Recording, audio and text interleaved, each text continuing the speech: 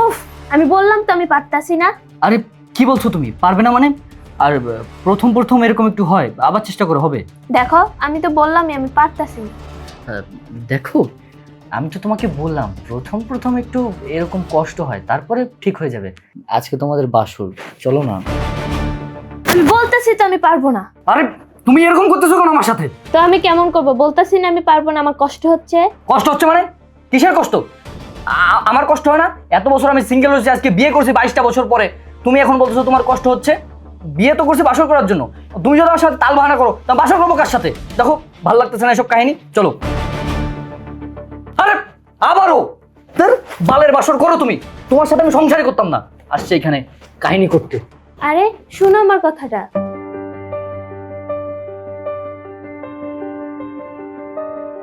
ভাবি, ভাবি, তুমি এখানে বসে কথা বলতেছো? তোমার সাথে আমার জরুরি কথা আছে। কিরে, আজ তোর বাসর রাত, তুই বাসর ঘরে না থেকে আমার এখানে আসছিস? কি এমন কথা যে এক্ষুনি বলতে হবে? সকালবেলা বলতে পারতি। না ভাবি, সকালবেলা বললে হবে না, এই কথা তোমার এখনই শুনতে হবে। আচ্ছা ভাবি, একটা কথা বলো তো। আচ্ছা, আমি কি তোমার কাছে বোঝা হয়ে গেছি? এটা আবার কেমন কথা? তুই কেন বোঝা হবি? তুই এত রাত্রে এই কথা বলার জন্য এখানে এসেছিস? হ্যাঁ ভাবি, আমি এই কথাই বলতে এসেছি। আর আমি যদি তোমাদের কাছে বোঝাই না হই, তাহলে এরকম একটা বোঝা আমার ঘাড়ে কেন চাপিয়ে দিলে? আচ্ছা বাবা, তুই কি কথা বলবি বল। ঘুরিয়ে পিছিয়ে কথা বলিস না তো, আমি কথা বুঝতে পারছি না। এখন তো তুমি ভাবি কিছু বুঝতেই পারতেছো না। আমার মনে হচ্ছে তুমি বিষয়টা আমার সাথে খুব খারাপই করেছো।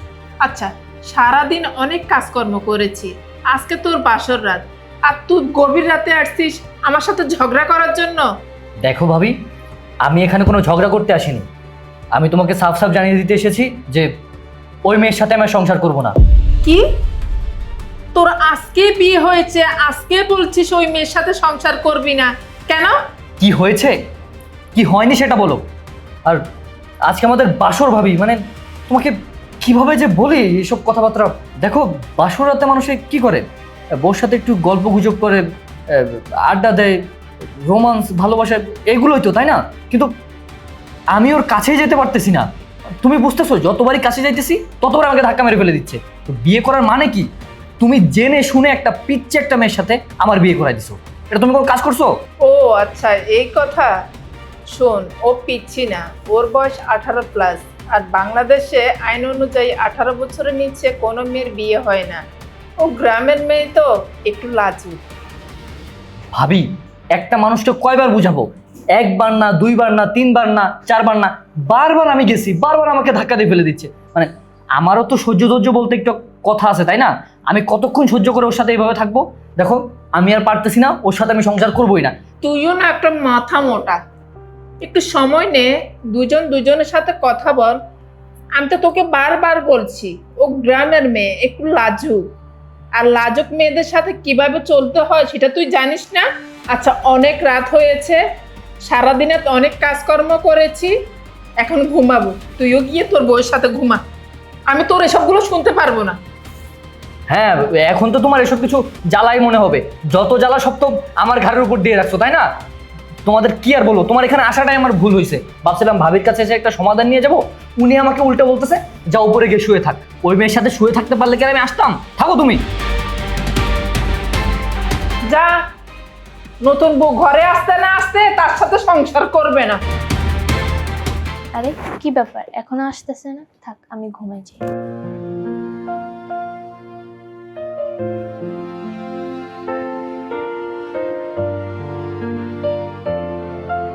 আরে কি ব্যাপার, আসতে না আসতেই ঘুমায় গেছে। এখন আমি বাসর করবো কার সাথে? মেজাজটা গরম হয় না?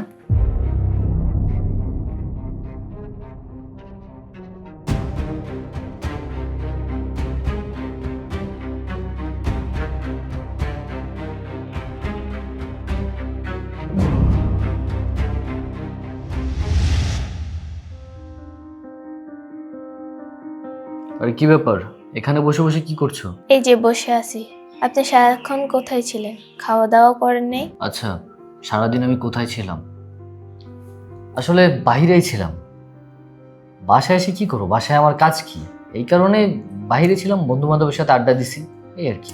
আচ্ছা শোনেন, আপনি মনে হয় আমার উপর অনেক রাগ করে দিচ্ছেন না? না, আমি কেন রাগ করবো? আর তাছাড়া আমার রাগ নেইও। আচ্ছা আমি বুঝতে পারছি যে আপনার দাম্পত্য জীবনে আমি আপনাকে সুখ দিতে পারিনি। আচ্ছা আস্তে আস্তে সবকিছু ঠিক হয়ে যাবে, আপনি আমার উপর রাগ করে থাকবেন না। একটা কথা কি জানো, একটা পুরুষের দাম্পত্য জীবনের সুখটা ওই জায়গা থেকে আসে, আর আমি সেই সুখটা তোমার কাছ থেকে পাচ্ছি না। আচ্ছা আমি আপনার মনের কষ্টটা বুঝতে পারছি, একটু সময় দেন, সবকিছু ঠিক হয়ে যাবে। আচ্ছা ঠিক আছে, রাত অনেক হয়ে গেছে, চলো ঘুমিয়ে পড়ি।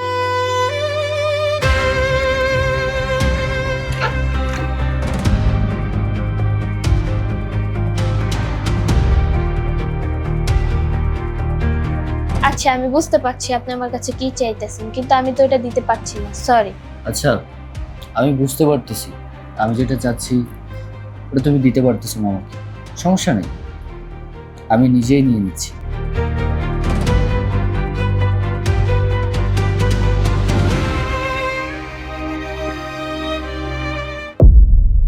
আচ্ছা আপনি আমার সঙ্গে এরকম নরপশুর মতো কাজ করছেন কেন?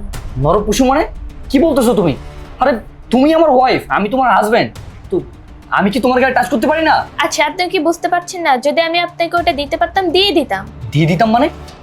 আর কবে দিবে তুমি? প্রত্যেকটা দিন তুমি এই একই ডায়লগ আমাকে দিচ্ছ। আমার আর তোমার এই ডায়লগ শুনতে ভালো লাগতেছে না, অসহ্য হয়ে গেছে আমি। আচ্ছা একটা হাজবেন্ড তার স্ত্রীর কাছে কি চায় বলো তো?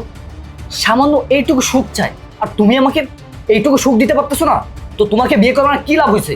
দাম্পত্য জীবনে তুমি আমাকে খুশি করতে পারতেছো না, আমাকে সুখী করতে পারতেছো না। তো তুমি কি চাও, যে তোমাকে ঘরে রেখে আমি বাইরে পরকীয়া করতে যাব? তুমি খুশি হও? তোমার যা বোঝা বুঝো, আমি পারবো না বলেছি, পারবো না। দেখ তোর পারবো না, আর সেখানে আমার মাথা মতো একদম গরম করে দিছে। তোকে বিয়ে করাটাই আমার ভুল হয়েছে, থাক তুই তোর মতো।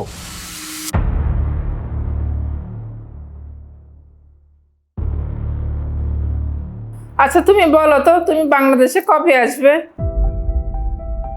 আমি তো একা সামাল দিতে পারছি না, তুমি বাংলাদেশে তাড়াতাড়ি চলে আসো। ভাবি তুমি এত রাতে এখানে বসে আছো, কার সাথে কথা বলছো? ভাইয়া আচ্ছা কলটা রাখতে বলো, তোমার সাথে আমার কথা আছে। এই ভাইয়া কলটা রাখো তো, একটু পরে কথা বলছে তোমার সাথে। ভাবি শোনো, তুমি তো আমাকে বলছিলে যে আমাকে সমস্যার যে কোনো একটা সমাধান দিবে, কই আমাকে তো কোনো সমাধান দাওনি। আর তাছাড়া ভাবি আমি বুঝতে পেরেছি যে ওই মেয়ের ভিতর কোনো না কোনো ঝামেলা আছে, আমি ওই মেয়ের সাথে আর সংসার করবো না, তুমি ডিভোর্সের ব্যবস্থা করো। শোন, আমি তো তোকে বলেছি একটু সময় লাগবে মানিয়ে নিতে, তুই এতটুকু ধৈর্য ধরতে পারিস না? ধৈর্য না, তুমি আমাকে ধৈর্য ধরতে বলতেছো? ভাবি আমি আর কত ধৈর্য ধরবো? ধৈর্য ধরতে ধরতে আমার ধৈর্যের বাঁধ ভেঙে গেছে, এখনো তুমি বলতেছো আমাকে ধৈর্য ধরতে।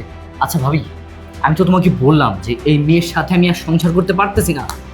তুমি জানো যে আমি একটা প্রাপ্তবয়স্ক ছেলে, ঠিক আছে? তো আমার জন্য তুমি কই থেকে গ্রাম থেকে একটা মেয়ে উঠে নিয়ে আসছো, আমার ঘাড়ের উপর বোঝা চাপায় দিছো, এখন বলতেছো এই মেয়ের সাথে সংসার করতে। ভাবি এই মেয়ের সাথে সংসার করা পসিবল হচ্ছে না, আমি ওর সাথে থাকতে পারতেছি না, আমার দম বন্ধ হয়ে আসতেছে। আচ্ছা একটা পুরুষ মানুষ কি চায় তার ওয়াইফের কাছে? সামান্য একটু ভালোবাসা চায়, একটু সুখ শান্তি চায়। তো ও আমাকে ওই জিনিসটা দিতে পারতেছে না ভাবি, তুমি বুঝতেছো না? তো আমি ওর সাথে কিভাবে সংসার করবো? দেখ, প্রতিদিন তোদের এসব নাটক আমার কাছে আর ভালো লাগে না।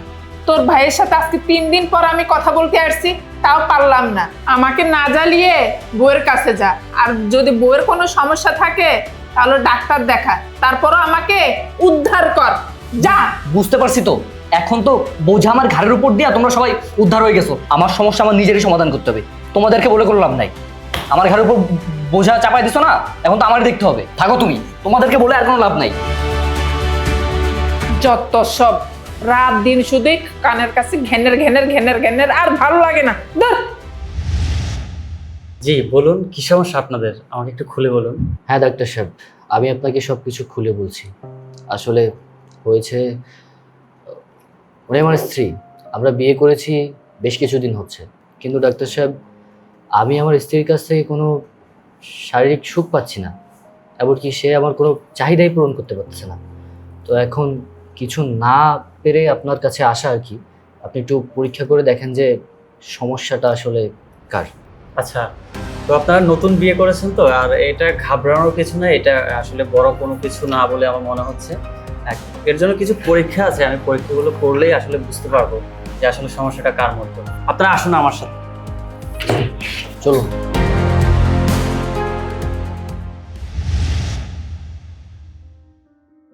আচ্ছা, আপনারা অনেকক্ষণ ধরে অপেক্ষা করছেন, আমি আন্তরিকভাবে দুঃখিত। আমাদের ইলেকট্রিক প্রবলেমের কারণে রিপোর্টগুলো আসতে একটু লেট হয়েছে। তো আলহামদুলিল্লাহ আমার হাতে এখন রিপোর্টগুলো চলে আসছে। জি ডাক্তার সাহেব, বুঝতে পেরেছি আসলে সমস্যাটা কোথায় হয়েছে, কিন্তু রিপোর্টে কি আসে যদি একটু বলতেন। দেখুন, আপনাদের রিপোর্টগুলো তো আমার হাতে আসছে, তো আপনাদের রিপোর্টগুলো সম্পূর্ণ আমি অনেক ভালোভাবেই পর্যালোচনা করেছি এবং এমন একটি বিষয় সামনে এসেছে যা আপনাদের দুজনকে একসাথে বলা উচিত আমার। বিষয়টি হচ্ছে পরীক্ষায় যা দেখলাম, আপনার স্ত্রীর জন্মগতভাবেই একটি জৈবিক অবস্থায় রয়েছে, যেটাকে ইন্টারসেক্স কন্ডিশন বলে। তো বিষয়টা আমি আপনাকে খুলেই বলি। বিষয়টা হচ্ছে যে ছেলে এবং মেয়ে থেকে টোটালি ভিন্ন, যাকে আমরা থার্ড জেন্ডার বলি। তো আপনার স্ত্রী আসলে জন্মগতভাবেই থার্ড জেন্ডার।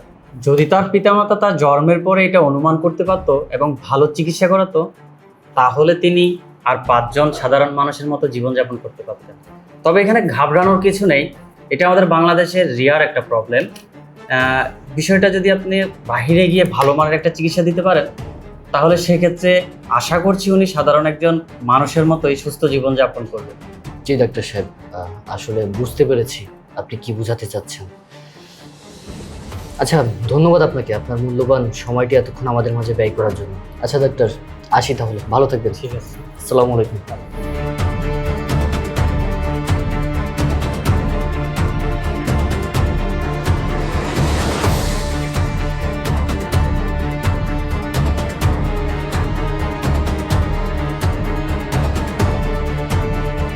আচ্ছা, কি হয়েছে?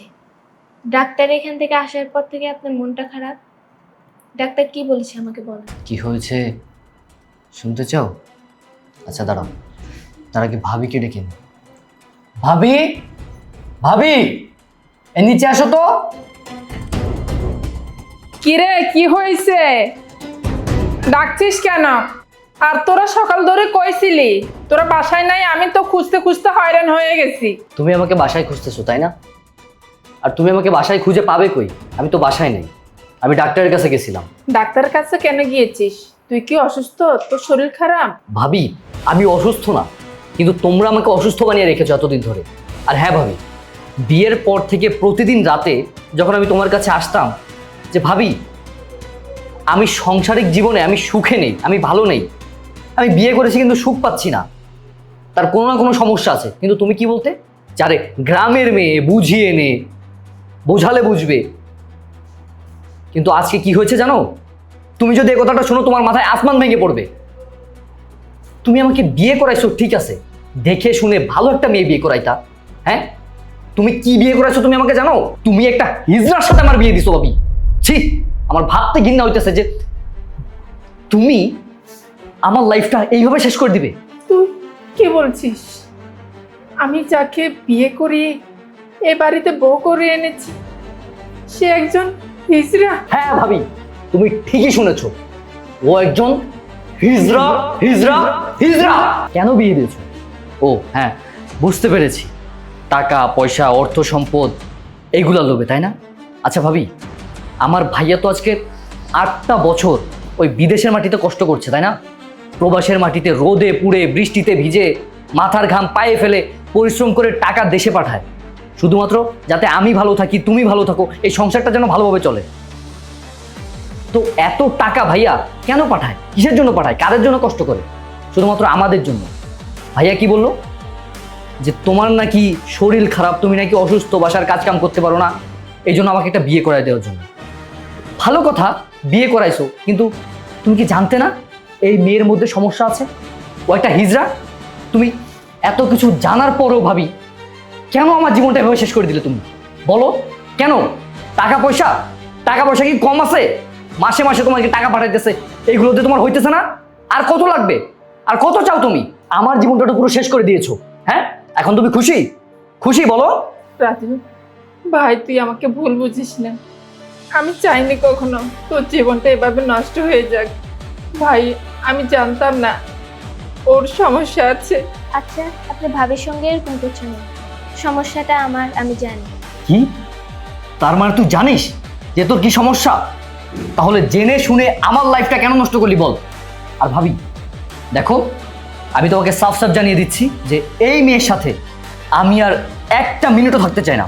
তুমি ওর বাপ ভাইকে কল দাও, বাসায় আনো, সব কিছু খুলে বলো, তারপরে যা করা করো। ডিভোর্স দিয়ে দেবো ওকে আমি। আমি আর ওর সাথে সংসার করব না, একটা সেকেন্ডও থাকতে চাই না ওর সাথে আমি। তাড়াতাড়ি ফোন দাও, তোর মুখটাও আমার দেখতে ইচ্ছা করতেছে না। দেখো